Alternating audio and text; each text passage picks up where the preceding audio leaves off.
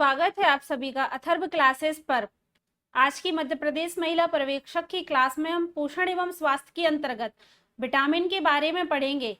इससे पहले की क्लास में हमने पोषण एवं स्वास्थ्य के अंतर्गत पोषक तत्व के बारे में डिटेल में समझा था। अगर आपने वह वीडियो नहीं देखी है तो चैनल पर जाकर जरूर देखें। आज की क्लास में हम सभी विटामिन को डिटेल में समझेंगे और आज की क्लास में विटामिन के सभी रासायनिक नाम को ट्रिक के माध्यम से याद करेंगे। तो आइए समय व्यर्थ न करते हुए आज की क्लास शुरू करते हैं। क्लास शुरू करने से पहले अगर आपने चैनल सब्सक्राइब नहीं किया है तो चैनल को सब्सक्राइब जरूर करें। सबसे पहले थोड़ा विटामिन के बारे में जान लेते हैं कि विटामिन ऐसे कार्बनिक पदार्थ होते हैं जो हमारे शरीर में ऊर्जा नहीं देते, लेकिन यह क्या है, उपापचय क्रिया को नियंत्रित करते हैं। तो विटामिन हमारे शरीर में रोगों से रक्षा करने के लिए कार्य करते हैं। तो यही इसकी परिभाषा में दिया गया है कि विटामिन रासायनिक यौगिक होते हैं जिनकी बहुत थोड़ी मात्रा में जरूरत होती है और यह सामान्य उपापचय के लिए जरूरी हैं। इसी के साथ एक और चीज याद रखिए कि जो विटामिन की खोज है काश्मीर फंक ने की थी। तो इनका नाम काफी इंपॉर्टेंट है कि फंक के द्वारा विटामिन की खोज की गई थी। और हमारे शरीर में जो विटामिन की आवश्यकता है वह लगभग कितनी विटामिन की आवश्यकता होती है, 13 विटामिनों की आवश्यकता होती है। और घुलनशीलता के आधार पर दो भागों में वर्गीकृत किया गया है विटामिन को, जिसमें वसा में घुलनशील विटामिन और पानी में घुलनशील विटामिन। तो दो प्रकार के होते हैं विटामिन, जिसमें जल में घुलनशील विटामिन और पानी में घुलनशील विटामिन। तो जो जल में घुलनशील विटामिन होते हैं वह कौन कौन से हैं, बी और सी। किसमें, वाटर में। तो वाटर में जो घुलनशील विटामिन होते हैं वह होते हैं बी और सी। तो इसको ऐसे याद रख सकते हैं WBC, जिसे हम क्या कहते हैं, व्हाइट ब्लड सेल। ये तो आप सभी नाम जानते हैं कि व्हाइट ब्लड सेल। तो वाटर में BC। तो जो वाटर में पाए जाते हैं वह कौन कौन से हैं, बी और सी विटामिन। इसके अलावा जो बचते हैं A, D, E और K, तो ये वसा में घुलनशील विटामिन है, A, D, K, E।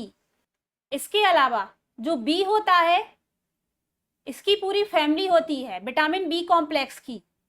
तो जिसमें vitamin B1, vitamin B2, vitamin B3, vitamin B5, 4 नहीं होता है, विटामिन B6, विटामिन B7, 8 नहीं होता है, विटामिन B9 और विटामिन B12। तो ये विटामिन बी कॉम्प्लेक्स के होते हैं, जिसमें B1, B2, B3, B5, B6, B7, B9 और B12 होते हैं। तो अब सबसे पहले जानते हैं कि जो विटामिन है इनके रासायनिक नाम कैसे याद करेंगे, क्योंकि एग्जाम में किसी भी विटामिन से कोई एक ना एक रासायनिक नाम तो जरूर पूछा जाएगा। तो सबसे पहले तो हम जो विटामिन है A, B, C, D, E और K, इनके रासायनिक नाम याद करेंगे। तो इनके रासायनिक नाम कैसे याद करेंगे, एक ट्रिक के माध्यम से। तो ट्रिक क्या लेंगे, रथ, एक, टॉफी। तो ये इसकी ट्रिक है इनके रासायनिक नाम याद करने की। तो कैसे होगा, रथ, एक, ट्रॉफी। तो जो रा है विटामिन A, जो रा है विटामिन A का रासायनिक नाम क्या होता है, रेटिनॉल।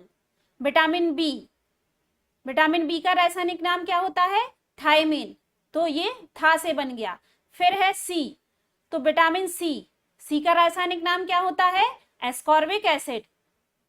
तो ये A से बन जाएगा। फिर है D, तो विटामिन D का रासायनिक नाम क्या होता है, कैल्सीफेरॉल।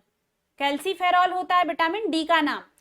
फिर होता है विटामिन E, तो विटामिन E का रासायनिक नाम क्या होता है, टोकोफेरॉल।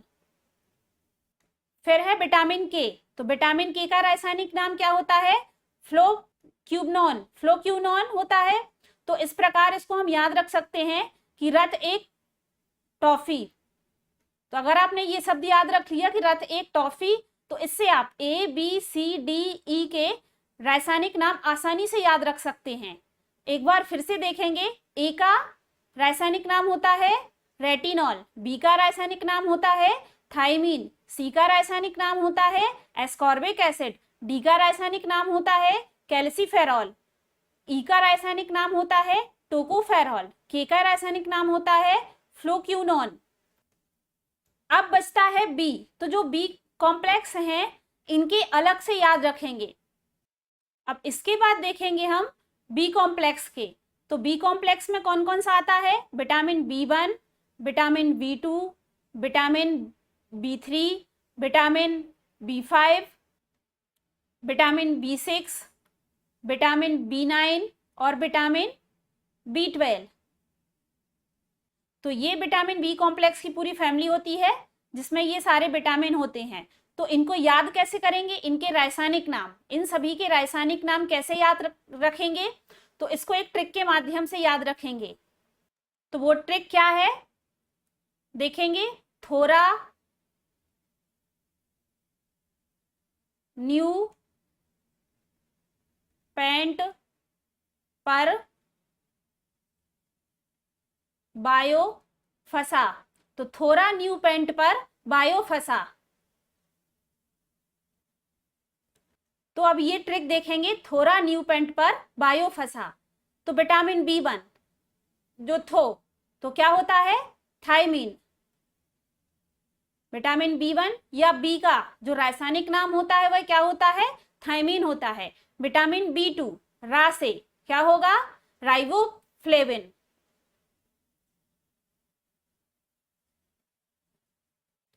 तो विटामिन B2 का होता है राइबोफ्लेविन। फिर है विटामिन B3, तो जो हमने लिखा है थोड़ा न्यू, तो न्यू से क्या बनेगा नियासिन, नियासिन या निकोटिनिमाइड, तो इसको हम लिख लेंगे नियासिन। फिर है विटामिन B5, तो जिसका क्या होता है पेंटोथेनिक। फिर है विटामिन B6 जिसका क्या होता है पायरिडॉक्सिन।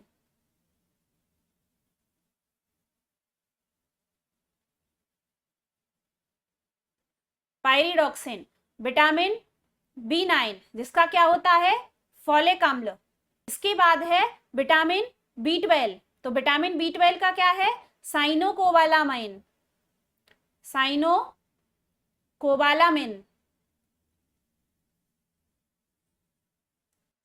तो आई होप अब आप लोग समझ गए होंगे कि थोड़ा न्यू पेंट पर बायो फसा किस प्रकार याद रखेंगे। तो थो से बना है थायमीन, रा से बना है राइबोफ्लेविन, न्यू से बना है नियासिन, पेंट से बना है पेंटोनिक, पर से बना है पायरिडॉक्सिन। इसके बाद है यहां पर एक विटामिन रह गया है विटामिन B7 जिसका क्या होता है बायोटीन। इसको अलग से लिख ले रहे हैं, विटामिन B7 का क्या है बायोटिन, बायोटीन होता है। तो इस प्रकार बायो से क्या बना बायोटीन, फिर है फसा तो इससे बना फॉलिक अम्ल और साइनोकोबालामिन। तो इस प्रकार हम ये जो विटामिन बी कॉम्प्लेक्स हैं इसको याद रख सकते हैं इस ट्रिक के माध्यम से। तो आइए अब इन सभी को डिटेल में समझते हैं। सबसे पहले जो बसा में घुलनशील विटामिन है, तो बसा में घुलनशील विटामिन शरीर में लंबे समय तक संग्रहित रहते हैं और उन्हें बसा के शरीर में उत्सर्जन से इसका भी उत्सर्जन होता है। तो जो बसा में घुलनशील विटामिन होते हैं वह शरीर में क्या है लंबे समय तक संग्रहित रहते हैं। तो जिसमें सबसे पहले क्या है विटामिन B1, तो विटामिन B1 जिसका रासायनिक नाम क्या होता है रेटिनॉल। तो यह आंख रेटिना में प्रकाश के प्रति संवेदनशील रंजक के उत्पादन में सहायता करता है और यह कोशिकाओं की वृद्धि और विभेदीकरण में सहायता करता है और यह हड्डियों के विकास और रोग क्षमता तथा संक्रमण के प्रति सुरक्षा में भी वृद्धि करता है। तो अगर हम इसके स्रोत की बात करें तो क्रीम, अंडे का पीला भाग, मछली का तेल, यकृत तथा तेल आदि विटामिन ए के क्या है अच्छे स्रोत हैं।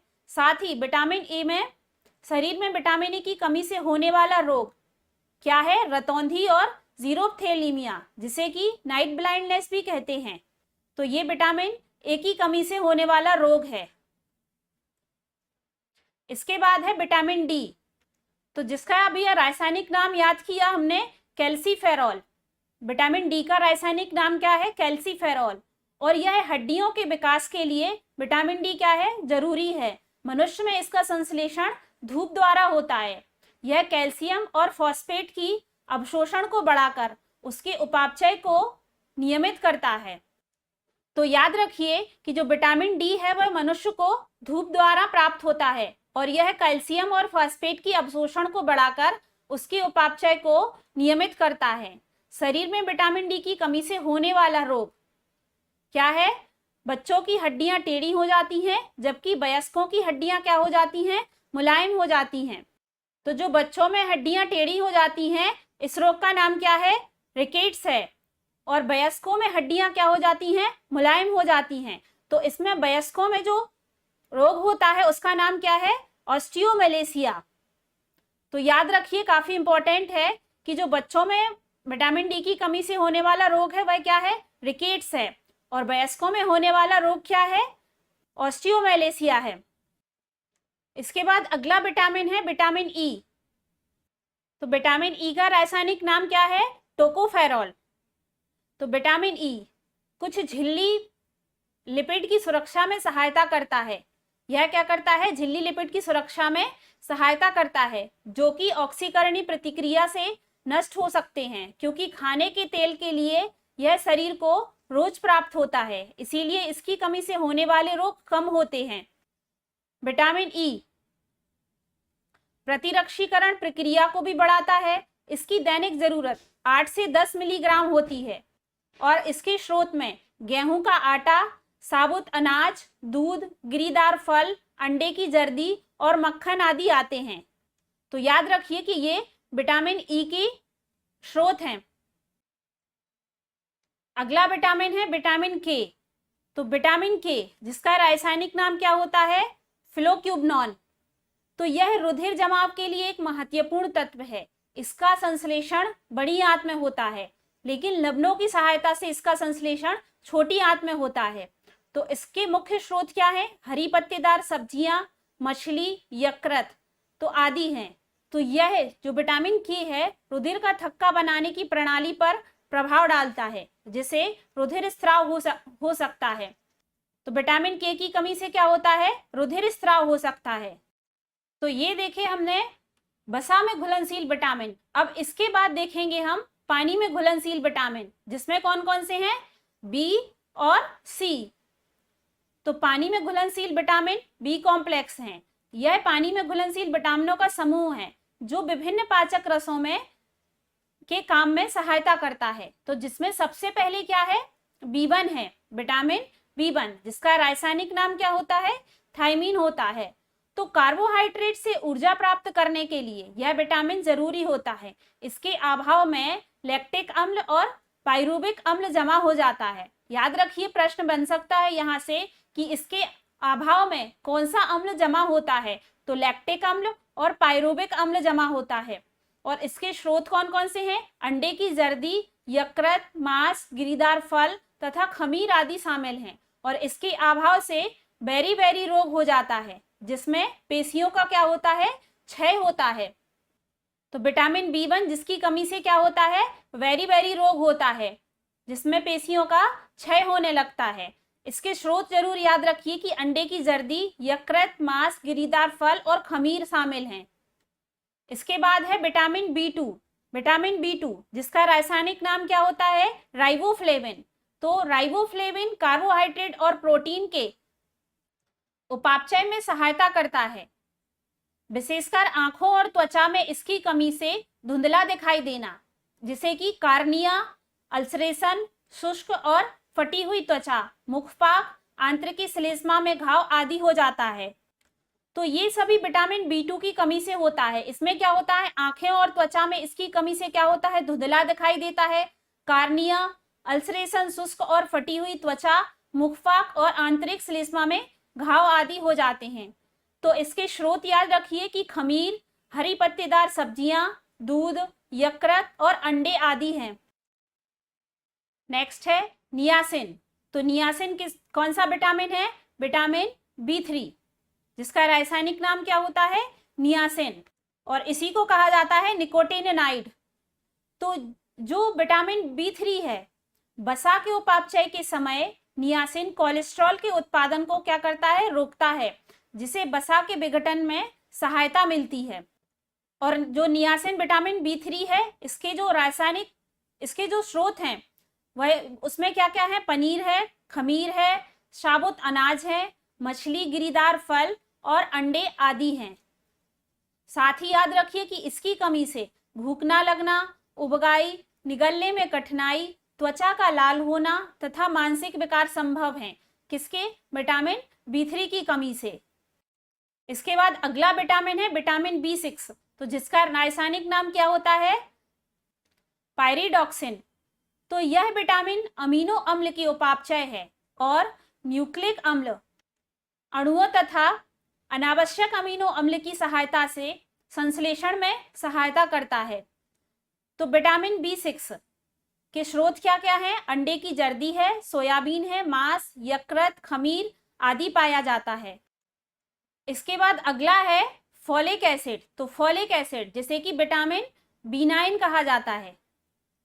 तो जो फोलिक अम्ल है, यह विटामिन DNA संश्लेषण और कोशिका विभाजन के लिए जरूरी है।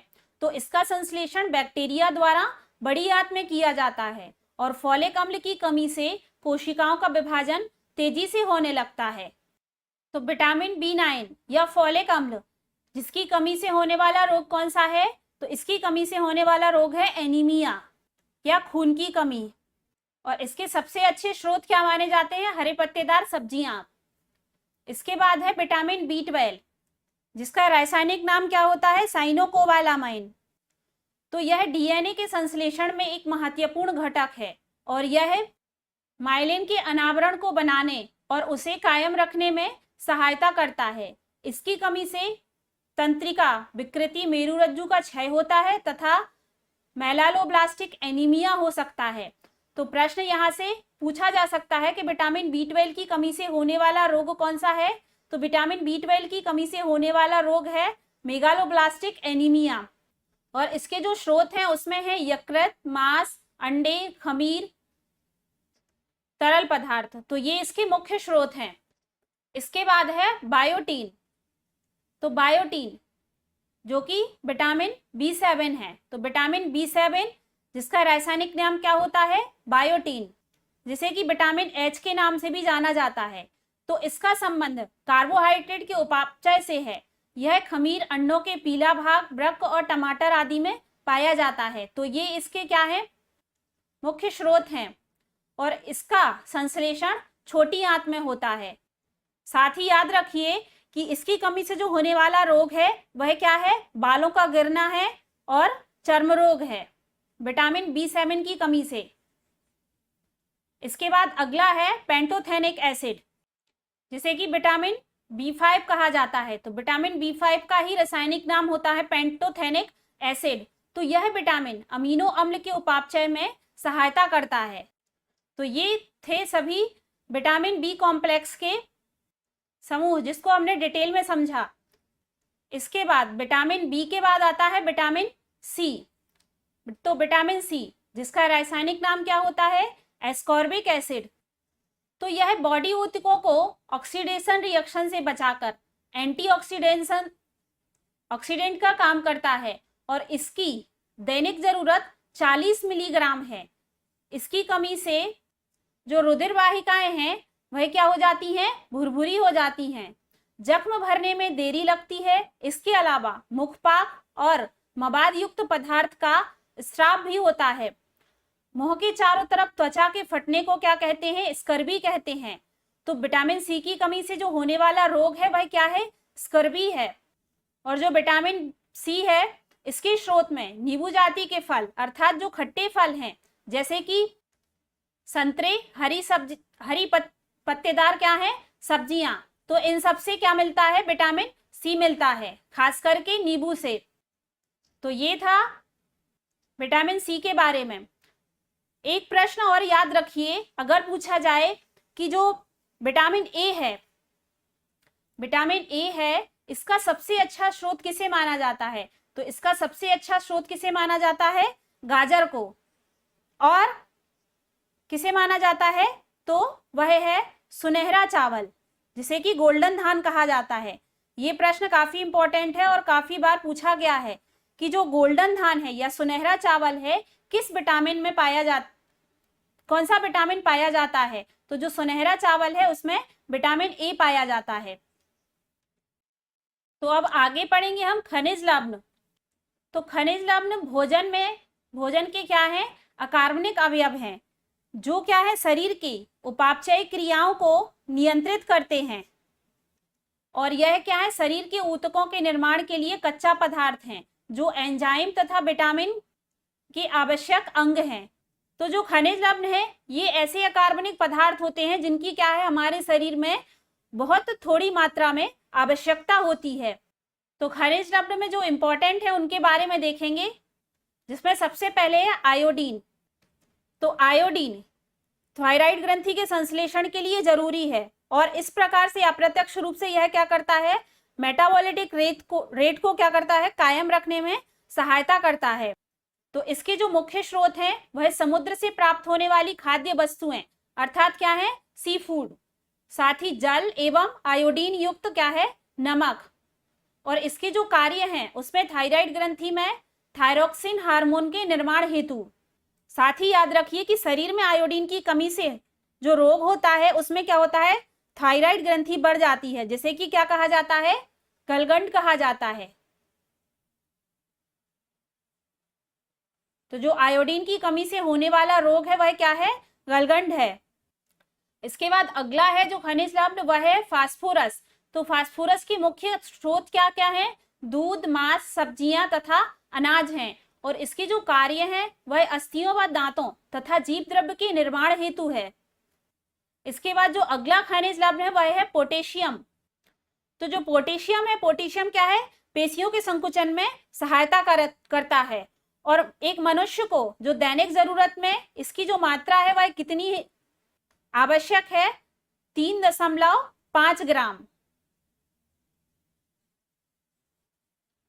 एक मनुष्य को दैनिक मात्रा में इसकी 3.5 ग्राम आवश्यकता होती है। और इसके जो मुख्य स्रोत हैं उसमें सब्जियां हैं, सब्जियों के द्वारा पोटेशियम मिल जाता है। इसके जो कार्य हैं वह पाचन, जल संतुलन एवं मुख्य ऋणात्मक आयन के रूप में है।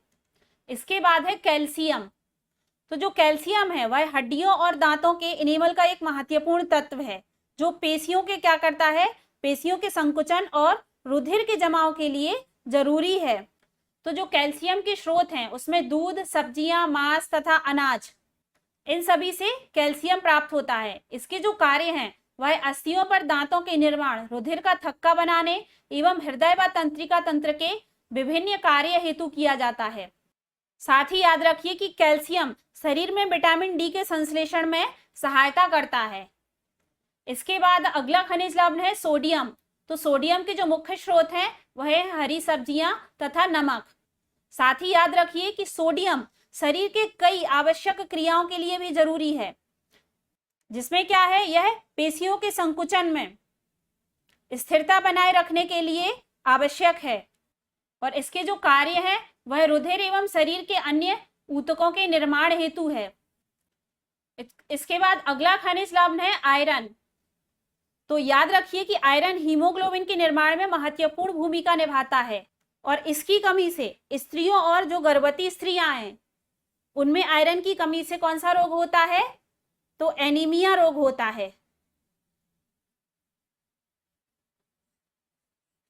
और इसके जो मुख्य स्रोत हैं उसमें ऑर्गन मीट, हरी पत्तेदार सब्जियां और ब्रेड आदि आते हैं।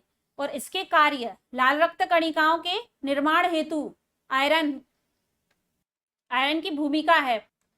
इसके बाद एक और इम्पोर्टेंट खनिज लवण है वह है जल। तो हमारे शरीर का जो कुल भाग है, कुल भार का कितना प्रतिशत, 70% है जल।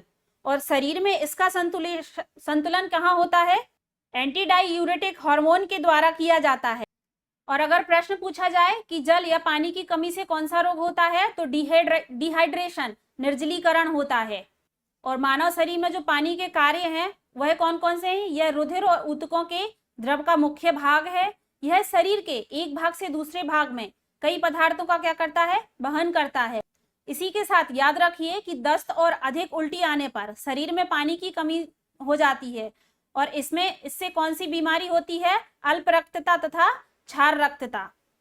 तो ये पानी की कमी से हो जाती है, अल्प रक्तता और क्षार रक्तता। तो आज की क्लास यहीं पर समाप्त करते हैं। आशा करते हैं आज की क्लास आपको पसंद आई होगी। अगर वीडियो पसंद आई है तो वीडियो को लाइक जरूर करें और ज़्यादा से ज़्यादा लोगों तक शेयर करें।